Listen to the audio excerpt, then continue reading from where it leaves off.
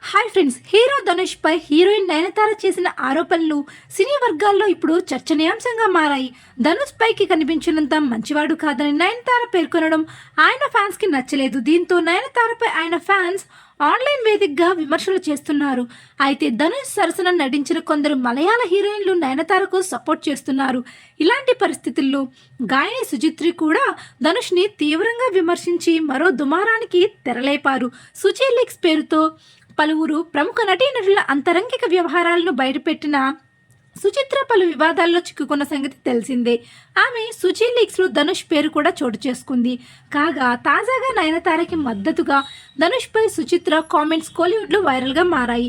ఓ YouTube channel ఇంటర్వ్యూలో సుచిత్ర మాట్లాడుతూ తన సినిమాల్లో అమ్మ పాత్రలు చేసిన నటీమణులను కూడా ధనుష్ వేధిస్తూ ఉండేవాడు. తనతో నటించిన హీరోయిన్లను కూడా వదిలిపెట్టేవారు కాదు.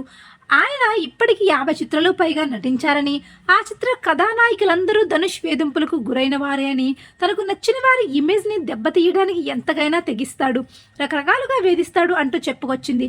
సుచిత్ర వ్యాఖ్యలపై ధనుష్ అభిమానులు మండిపడుతున్నారు. మరి దీనిపై మీ అభిప్రాయం ఏంటో కామెంట్ చేయండి. వీరిలో ఎవరిది కరెక్ట్ అని అనుకుంటున్నారో కూడా కామెంట్ చేసి ఈ వీడియో కోసం ఒక లైక్ వేసేయండి. Thanks for watching.